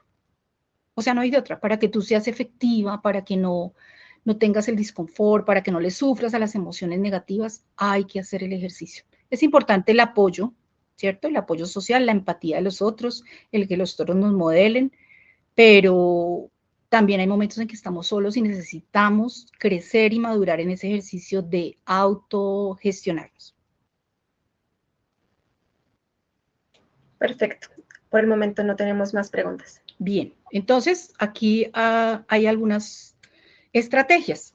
Como estamos hablando en este ámbito marino, de investigación, de ciencias del mar, del océano, de ingeniería que sirve para hacer procesos de diagnóstico, por ejemplo. Entonces, vamos a hacer un símil y una analogía con estas cosas. Nosotros nos volvemos expertos en formulación de proyectos, en formulación de investigaciones, ¿cierto? Pero no podemos empezar a pensar en una investigación y en obtener unos resultados si no elaboramos una línea de base, o sea, si no hacemos un ejercicio de diagnóstico. Con las emociones pasa lo mismo. Yo tengo que empezar a diagnosticar qué me pasa adentro, un poco para la respuesta que di anteriormente. Esta es la primera parte. Tienes que empezar, la persona que preguntó, tienes que empezar a diagnosticarte, a hacer ejercicios escritos, a hacerte preguntas, a llevar un diario, a recordar y tomar nota de lo que me pasó ayer y cómo respondí. En cambio, en esa misma situación, antier que yo estaba como diferente, respondí de otra manera, hacer comparaciones, cuadros comparativos. Ese ejercicio, así como somos de rigurosos en nuestra carrera, en nuestra profesión, hay que empezar a hacerlo con nosotros mismos. Entonces, la primera parte es hacer autodiagnóstico. Yo tengo que conocer qué pasa con mis corrientes internas. Allá, ¿qué me está pasando? ¿Cómo hago? Lo mido. Entonces, ¿cómo reacciono? ¿Cuáles son las emociones que priman en una circunstancia o en otra? Las emociones son circunstanciales. Yo puedo, en una situación muy parecida, 2 veces que la situación se me repita, en una puedo reaccionar con mucha calma y en la otra puedo reaccionar excesivamente y vivir en ese momento la emoción de una manera muy fuerte, ¿sí? Tengo que preguntarme en esa automedición cuáles son mis respuestas. O sea, la gente, cuando yo estoy enojada, si la gente me ve, la gente ¿qué va a ver en mí? ¿Cómo me ve cuando estoy enojada, cuando estoy triste? Cómo me afecta mi forma de responder, cómo afecta a los otros, la manera como yo respondo a las emociones. No es que hace mala cara y se va y nos deja a todos aquí con el trabajo y nunca supimos qué fue lo que le pasó. Bueno, y yo, ¿cómo los estoy afectando, cierto? ¿Y cómo hago para modificar? Entonces, hay que hacer ese análisis de datos tal y como lo hacemos en la investigación. Y repito, el ejercicio, la tarea, ¿qué pienso, qué siento y qué hago? Yo analizo los datos desde esos tres escenarios de respuesta de las emociones. Convierto las sensaciones físicas en datos. Uy, no, cada vez que me pasa eso, yo empiezo a temblar. El cuerpo me tiembla, las piernas me tiemblan, ¿no? Cada vez que me pasa eso en público, yo me pongo súper roja, me ruborizo, tengo rubor facial intenso y un calor desesperante en la cara. ¿Listo? Ahí me conozco. ¿Por qué tengo que conocerme en eso? Porque cuando yo vaya a regular, yo puedo empezar por ahí. Si yo me conozco, empiezo por donde más me siento afectada, por donde más es visible. Entonces, el autoconocimiento es el primer paso para accionar de manera efectiva las emociones. ¿Cómo lo hago? Entonces, aquí quise traer como algunos conceptos de ingeniería para hacer la analogía. Hay diferentes formas. Voy a llamar al primer sensor, al primer aparato de medición, digámoslo, la fuerza de la emoción. ¿Estás muy enojado? Sí, estoy enojado, pero ¿mucho o poquito?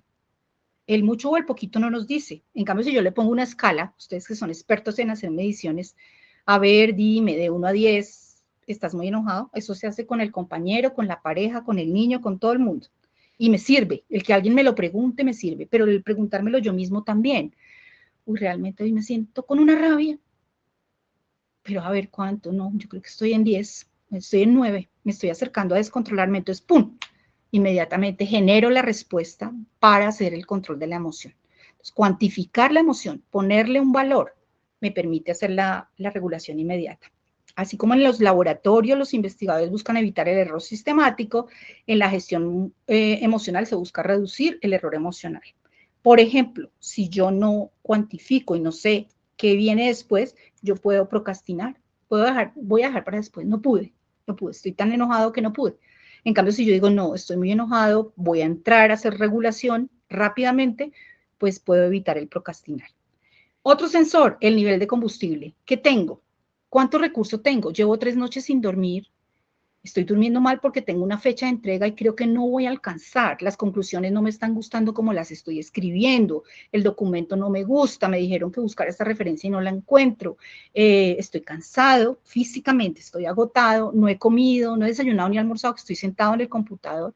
Entonces no tengo combustible. Entonces primero medí en cuánto estoy. Segundo, cuánto tengo para responder. Y ejerzo como hago un ejercicio como de calibrar. Si yo estoy me siento que estoy fallando mucho en lo que tengo para responder, pues establezco, digamos, unas respuestas para calibrar. Me digo, voy a trabajar 50 minutos, un periodo de tiempo, y luego me voy a parar y voy a hacer una actividad completamente diferente. Voy a hacer ejercicio, voy a subir y bajar unas escaleras, y rompo como ese ciclo. El otro sensor, y volvemos al tema del faro. ¿Cómo estoy adentro? ¿Lo que estoy haciendo me está dando luces o me estoy perdiendo? Es una pregunta importante para hacerse cuando estoy viviendo una emoción. Siento desasosiego, siento desespero, tengo miedo, el tema ya se vino encima y no voy a poder responder. Bueno, pero lo que estoy haciendo y la manera como estoy respondiendo, ¿me da luz o me está generando más oscuridad y me estoy perdiendo y me estoy desenfocando? Esa es la otra forma de medirme. Y si siento que me estoy desenfocando, pues rápidamente hago un ejercicio de calibración. Entonces, fíjense que yo hago diagnóstico haciendo mediciones, igual que como lo hacemos en la investigación. Las mediciones son estrategias de precisión y al igual que la medición forma parte de nuestro trabajo investigativo, es importante trabajar en la medición de nuestro estado interno. Bueno, ya tenemos la medición, ya tenemos un diagnóstico, yo ya me conozco un poco más, ya sé más o menos cómo respondo, ya sé cómo aplicar los sensores, ya sé qué me tengo que preguntar, si tengo, no tengo, qué grado de emoción estoy viviendo. ¿Y ahora qué hago? ¿Cómo la regulo? Entonces, lo primero es bautizar la emoción. La persona que me decía, estoy con cólera. Bueno, ¿a qué llama usted cólera? La persona me decía, no sé cómo llamarla, me decía por el correo. Dele un nombre. Cólera es rabia, enojo o es tristeza o es miedo a llegar a un estado de frustración. ¿Qué es? ¿Qué significa la cólera? ¿Cierto? Clasifíquela. ¿Es una emoción primaria? O sea, es de esas básicas que vi, que conocí, o es como una mezcla de cosas. En segundo lugar, después de que las tengo nombradas, clasificadas, empiezo a tomar distancia. Ojo con esto, que aquí viene lo que hablábamos antes. Los pensamientos son automáticos, me llegan, ¿cierto? Pero yo puedo empezar a hacer un ejercicio y se hace en pedagogía, se hace el entrenamiento, se llaman habilidades metacognitivas.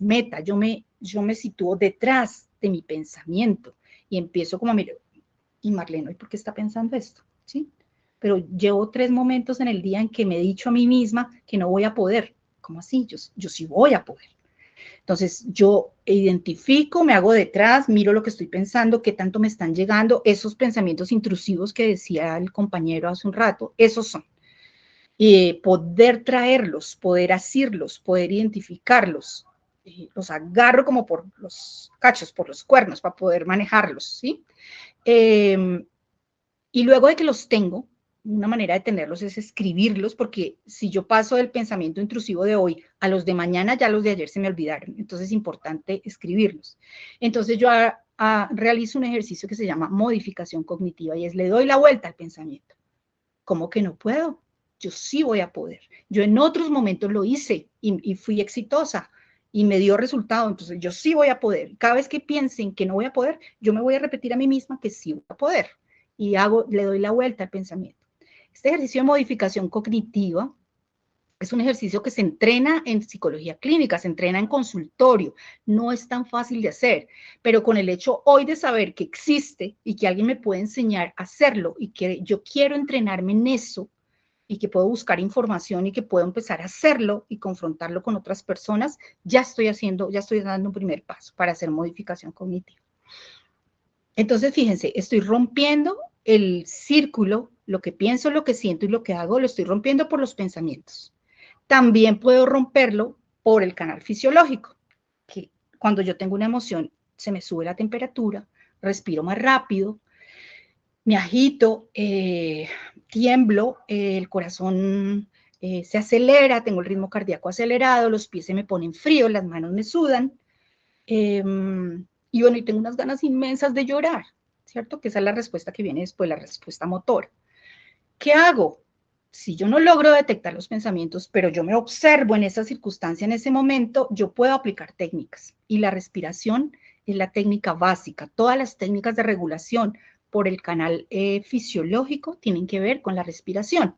Hay variantes. En este momento hay una técnica que se llama la respiración consciente, que es el mindfulness, que ustedes seguramente lo han escuchado, circula por las redes, hay entrenamientos, hay capacitadores en mindfulness, hay expertos, pero son técnicas que se derivan de otras técnicas más antiguas que siempre dan resultado. Siempre y cuando haya la voluntad, siempre y cuando yo tenga autodisciplina, siempre y cuando yo tenga un entrenador, siempre y cuando yo tenga a quien reportarle cómo me está yendo en el proceso. Son la relajación progresiva, el autor de este tipo de entrenamiento se llama, no me acuerdo el nombre, pero el apellido es Jacobson, ahí se las dejo en las referencias. Hay otro tipo de relajación que es la relajación con imaginería, y es que yo viajo, me imagino. Cuando yo tengo terapeuta, entonces el terapeuta me induce las imágenes, pero yo puedo empezar a hacer ese mismo ejercicio conmigo misma. Yo me puedo imaginar una situación que ya viví muy placentera, una playa, un parque, el campo, y empiezo a exacerbar a través de la imaginería mis sentidos. Entonces empiezo a sentir cómo huele, cómo se siente, cómo toco, cómo escucho, ¿sí? Ese tema, por ejemplo, lo trabajó la relajación con imaginería, la trabajó el método Silva, la ha trabajado el método Silva por muchísimos años, es un método antiquísimo, ustedes lo pueden encontrar buscando en los buscadores y todavía está vigente y todavía se utiliza en terapia. Hay otros métodos como la meditación es un tema mucho más profundo, más espiritual, pero la meditación nos conecta también y digamos que nos disciplina esos pensamientos. Porque el secreto de la meditación es que deja fluir, que hace como un vaciamiento de todo lo que hay en la mente. Por lo tanto, este tema, por ejemplo, los pensamientos intrusivos que mencionaban ahorita, de la autocharla negativa, la meditación, después de un tiempo de practicarla, de ser riguroso en su práctica, empiezan a haber cambios en esa manera de procesar la información o de tener los pensamientos. Y si no se puede, si yo en este momento no me acuerdo cómo es que tengo que respirar, pero tampoco logro pescar el pensamiento, entonces yo lo que hago es trabajarle al canal motor, al canal comportamental. Entonces me paro, me muevo, empiezo a hacer movimientos de los pies, a subir los pies, y estoy sentado en una reunión, no me puedo parar, pero estoy con una angustia ya muy evidente, estoy sudando, me quiero escapar. Yo lo que puedo empezar a hacer es mover los pies hacia arriba, hacer estiramientos, y si puedo moverme un momentico, eso me permite cambiar de foco y romper el ciclo de la gestión inadecuada de la emoción a través de la modificación del foco atencional. ¿Listo? Entonces, fíjense que hay formas. Ahora, estas formas que les estoy diciendo implican cierto nivel de entrenamiento. Pero ustedes me pueden decir, pero Marlene, cuando yo estoy sintiendo que me va a dar un ataque de pánico, que ahora se llaman ataques de ansiedad, ataques de pánico, y son simplemente pues los momentos de angustia, pero con el canal fisiológico súper exacerbado. ¿Qué hago? Pues hay unas técnicas de ajuste inmediato, rápidas. Entonces yo a estas técnicas hoy les quise dar el nombre relacionado también con este tema pues, de las ciencias marinas, pero son básicamente técnicas que pues se han venido probando. Hay una que se llama la respiración 4-7-8, entonces yo tomo el aire contando hasta 4, entra el aire, no subo los hombros, no subo el diafragma, no es una respiración diafragmática, lo mando para el estómago, lo sostengo, ¿cierto? Contando hasta 7, entonces 1, 2, 3, 4, lo tengo ahí, 1, 2, 3, 4, 5, 6, 7, y luego cuando lo suelto, es el proceso más largo, lo suelto muy despacito, ¿sí? 1, 2, 3, 4, 5, 6, 7, 8. Ese se usa cuando yo digo, uy, ahorita entro a la reunión y tengo ese otro investigador que siempre me confronta al tema teórico y vamos a tener alguna discusión cuando yo anticipo que viene un momento difícil donde seguramente las emociones pues van a desestabilizarme un poco. Para eso sirve la técnica que yo he llamado técnica de buceo para que ustedes la recuerden. Hay otra técnica que es la técnica, la regla 5, 4, 3, 2, 1, y es hacer intervención en los órganos de los sentidos. Entonces yo estoy viviendo la sensación, pero tengo a mi alrededor un montón de cosas, ¿cierto? Entonces yo trabajo, ustedes les había dicho, las emociones se desencadenan cuando llegan por los órganos de los sentidos. Entonces miro 5 cosas y las detallo. Ese esfero que estoy viendo allá es de color rosado, tiene tapa, es de punta larga, esa foto es de tanto tamaño, tiene el color no sé qué, este escritorio es de color rojo y les doy las características, empiezo a mencionar las características. Estoy trabajando mi visión, mi órgano visual. Siento o toco 4 cosas, las texturas, para que haya una modificación ahí, hacer cortocircuito en este tema sensorial del tacto. Me concentro, y muchas de las técnicas que veíamos anteriormente hacen énfasis en eso, me concentro en lo que puedo oír. Entonces, en este momento estoy escuchando las llaves del señor que está abriendo la puerta al lado de mi vecino, estoy escuchando las gotas de agua que van quedando y van cayendo en una teja, estoy escuchando afuera que pasa una moto, ¿cierto? Si tengo algo cercano, entonces trabajo con mi sentido del olfato, entonces huelo lo que tengo cerca y me concentro en la sensación que me deja el olor. Y si tengo algo también para probar, un poquito de sal, un poquito de azúcar, algo de dulce, estimulo mi sentido gustativo.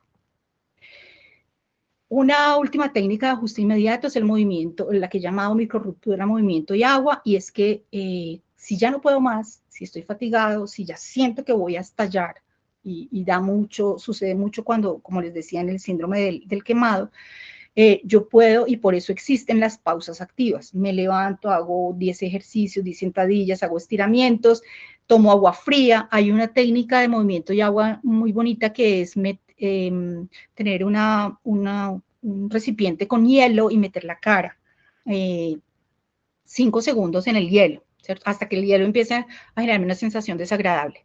Eso me hace romper como el ciclo de la respuesta inmediata. Pero recuerden que no solamente son válidas estas estrategias para autorregularme. Recuerden lo que decíamos, la inteligencia emocional tiene que ver con la manera como yo también hago gestión con el otro, como le enseño al otro, acompaño al otro, miro al otro en la gestión de las emociones. Entonces hay otro sensor que se llama sensor de lectura externa, y es que yo miro, y como yo soy experto como biólogo, investigador y demás en hacer hipótesis, pues yo empiezo a hacer hipótesis. Él no está triste, él tiene una rabia terrible por lo que le acaban de decir y se está sintiendo pues como un zapato, se está sintiendo muy mal, entonces voy a acompañar y le voy a preguntar cómo se siente y le voy a dar respuestas verbales que le permitan entender que yo estoy conectado y que yo voy a ser solidario con lo que él está sintiendo. ¿Listo? Para el investigador científico, la idea no es ser un mero observador, hay que pasar de ser un mero observador a ser un participante consciente que entiende las implicaciones humanas de su trabajo. Es decir, no somos seres fríos que trabajan, que investigan, somos seres que estamos conectados con los otros investigadores, con las personas que trabajan en nuestro grupo. Entonces, la pregunta es, para ustedes, es una pregunta que quiero que se lleven como reflexión. ¿Qué tanto estoy trabajando por mi cociente emocional? ¿Lo trabajo de la misma manera que como trabajo mi cociente intelectual? Este ejercicio de autoconocerme, autorregularme y ser empático me asegura poder alinear este tema de las emociones con mis metas personales, académicas y profesionales. Si yo no gestiono bien las emociones, yo voy a estar a la deriva. ¿Qué gano? Este término de retorno de la inversión es muy bonito y tiene mucho que ver con ustedes hacen proyectos. Y lo quise traer porque, bueno, pero ¿y qué hay para mí si yo trabajo fuertemente las emociones y maduro como un poco más en esto?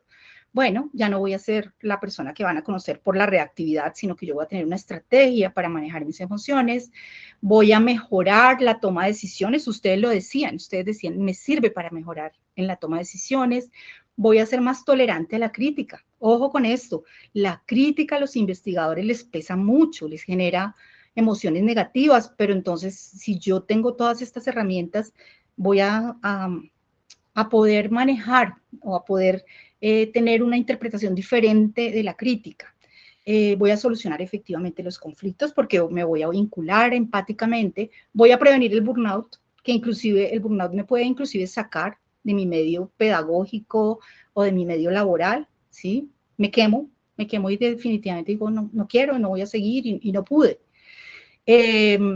Y la mayor ganancia es que me mantengo en este ejercicio que me apasiona, que es el descubrir, el investigar y el ser realmente un científico integral. Entonces, como investigadores dedicamos la vida a entender los ecosistemas marinos, pero ahora hay que dedicar tiempo a descifrar nuestro ecosistema interno. Les propongo entonces que vayamos diligenciando el formulario de asistencia y evaluación. Vamos cerrando entonces ya el tema. La evaluación y lo que ustedes nos digan frente a lo que acaban de escuchar es súper importante, porque así como tuvimos un plan de formación 2025, queremos empezar a diseñar el plan de formación 2026 y todo lo que ustedes nos digan, la retroalimentación que nos den es súper importante para diseñar este plan. ¿Cuál es el desafío? Pues queremos invitarlos a que sean capitanes expertos de su propio bienestar, a que la investigación científica, seamos conscientes de que la investigación científica requiere mentes brillantes, cocientes intelectuales altos, pero también mentes estables, que integremos la gestión emocional a nuestro trabajo diario y que dediquemos, como decía Sharik cuando iniciamos esta charla, el mismo rigor a la ciencia de nuestras emociones, el mismo rigor que dedicamos a las ciencias del mar. Esperamos entonces que lo que hemos aprendido, autodiagnosticarnos, autorregularnos, conectarnos con las emociones de los otros, se convierta en ese faro que nos va dando luz y nos va diciendo como por dónde ir llevando este tema de la gestión emocional. Que podamos maniobrar nuestras corrientes internas para nuestro ejercicio profesional como investigadores. Les agradezco mucho su atención y damos paso al... bueno, aquí les voy a dejar las referencias bibliográficas, pero para quienes deseen como la constancia, les enviamos con la constancia las referencias bibliográficas. Y damos espacio, muchísimas gracias, damos espacio a las preguntas. Sharik, si ya hay preguntas escritas en el chat, te escucho. Bueno, Marlene, debo decirte que tenemos muchas reacciones positivas, aplausos, ¿sí? Corazoncitos, sí. Varias personas se tuvieron que retirar debido al tiempo, entonces te agradecen por el espacio, también les agradecemos a todos y a todas las que se quedaron hasta el final del espacio, muchísimas gracias por asistir. Nos preguntan aquí, ¿esa presentación de hoy en PowerPoint nos las vas a enviar por correo electrónico? Sí, pues se enviaría por correo electrónico para quien lo solicite, junto con la constancia, junto con las referencias bibliográficas, si así lo desean. Y pues más que todo comentarios positivos. El link nuevamente, pues ya tenemos varias respuestas del link de asistencia. De pronto si lo puedes abrir desde otra pestaña te puede funcionar. Si no me puedes escribir, ya te dejo el correo electrónico para enviártelo personalmente al correo por si de pronto así te funciona. Y tenemos una manito levantada, Marlene. Vale, escuchemos. Buenas noches, Marlene, muchísimas gracias por este hermoso espacio. Yo quisiera, pues además de felicitar, de verdad que me he tratado de conectarme a los espacios de apropiación de Semarín desde que los conozco y creo que este espacio de todos, la ciencia, digamos que como investigadores pues nos dedicamos a eso, a indagar curiosidades, pero poco indagamos sobre el manejo de las emociones. Y quisiera preguntarte, o más que preguntarte, dejar la invitación en la mesa de que se incentive más el dar ese valor y la relevancia al tema de gestión de las emociones dentro de la investigación científica, porque a veces se generan redes de conocimiento muy fuertes y por un tema de gestión inadecuada de emociones podemos perder a veces esas redes tan valiosas que se constituyen. Así que es la pregunta, ¿y cómo hacer para que estas redes no se dañen y se vean afectadas por esa gestión inapropiada de las emociones? Muy bien, bueno, yo no tengo una única respuesta, lo único que yo diría es que este es un primer ejercicio y que el apoyo a este tipo de ejercicios es clave. La primera pregunta que yo les hacía a ustedes era si este tema circula dentro de la comunidad científica y ustedes me decían que no, entonces hay que ponerlo a circular. Hay que empezar a hacer preguntas de este tipo, ¿no? Y hay que empezar a hacer, digamos, aquel tema, yo no sé, hay unos paradigmas sobre si somos científicos y tenemos como ese estatus, hay que como esconder un poco el tema emocional, porque digamos, porque no es objetivo, porque nos puede poner en una situación como de fragilidad y debilidad. Pero yo diría que hay que empezar a darle la vuelta a ese paradigma y hay que empezar a ponerlo a circular. Profesor, ¿y usted cómo se sintió en la reunión? No usted qué pensó, ni cuál aporte hizo, sino además de eso, ¿usted cómo se sintió? Es que yo me sentí muy mal cuando ustedes hablaron de, ¿y por qué, profe? ¿Qué emoción sintió usted? Hay que empezar a hacer cuestionamientos y empezarlo a volver parte del lenguaje cotidiano de estos espacios y ámbitos académicos y de investigación. Muchas gracias por tu retroalimentación. Seguiremos intentando como que el tema siga fluyendo y a partir de las preguntas que ustedes nos puedan dejar, lo que les decía, podemos formular como los siguientes talleres, de pronto talleres más prácticos y espacios de abordaje de estos temas. Listo, muchísimas gracias a todos, a todas. Veo que ya no tenemos más preguntas, las personas ya se están retirando. Muchas gracias. Chari, quería decirles que entregamos certificados a quienes me envíen la tarea, porque tenemos una tarea. Bueno, entonces si quieren nos escriben, yo les envío el formato, hacemos la tarea y entregamos la constancia. ¿Listo? Perfecto. Como decía, muchísimas gracias a todos los que se conectaron. Una propaganda, pues como ya sabrán, nosotros hacemos webinars de forma constante. El próximo webinar será Impacto Social de los Proyectos Científicos. Entonces, les estaremos enviando por correo electrónico para quienes estén interesados también en conectarse en ese espacio que tenemos. Y también tenemos una convocatoria abierta que se llama Presenta tu investigación sobre el mar en nuestros webinars. Aquí una distinción, no solamente son sobre temas técnicos, sino también nosotros manejamos temas sociales. Para aquellos que también estén interesados en proponer un tema al que quieren hablar, Semarin les da las puertas para que puedan expresarlo, para que puedan divulgarlo, porque pues la idea es compartir el conocimiento que estamos generando. Entonces, muchísimas gracias a todos, a todas por conectarse. Ha sido un placer tenerte, Marlene, en este espacio. Te agradecemos en nombre de todos. Muchísimas gracias por el conocimiento que nos acabas de compartir. Bueno, muy buena noche. Voy a terminar con un chiste para que se vayan contentos, para que se vayan sintiendo alegría. Hablar de emociones una vez al año no hace daño. Hablar de emociones una vez al mes, ¿qué tanto es? Hablar de emociones una vez a la semana como para calmar la gana y hablar de emociones una vez al día, qué alegría. Entonces, que descansen, muchísimas gracias por su atención y nos veremos en una próxima